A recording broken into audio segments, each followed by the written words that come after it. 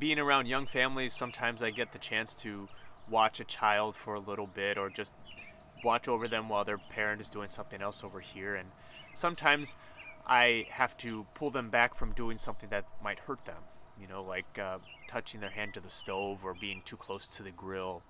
Places where they could get hurt, but they don't understand that this could hurt them.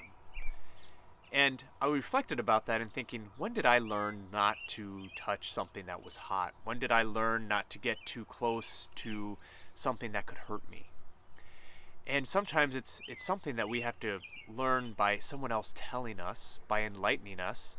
And hopefully we don't have to learn that by experience, by actually touching it once and then getting hurt. We have to form our understanding in this world about what is good and what is bad, about what is harmful to us and what is good for us. And that's not always easy to do, especially in a culture that distorts a lot of those things for us.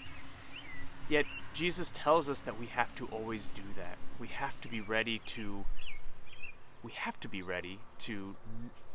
understand and to discern what is good and what is bad. He tells us today to store up treasures in heaven, not on earth. So treasures in heaven, things that will last into eternity. We know as human beings that we can't take anything with us when we die. The only things that go with us are those things that are eternal.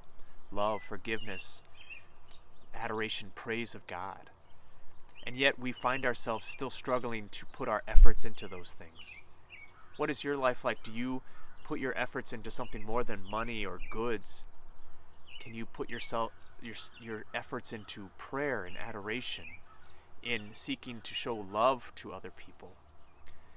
It means that we have to keep forming our understanding. And when he speaks about the eye being the lamp of the body, that is what that means. That our eye is that part of us that discerns what is good and what is bad, and that enlightens our body, helps us to see what we should be seeking after.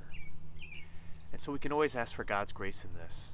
If our understanding is not quite there, if we have a little bit of a darkened mind, a little bit of a darkened will on what to seek out, we can ask the Lord today to help to enlighten our minds, to seek those things that are eternal, those treasures in life, so that we don't seek the things below, and that we might live eternally with Him forever.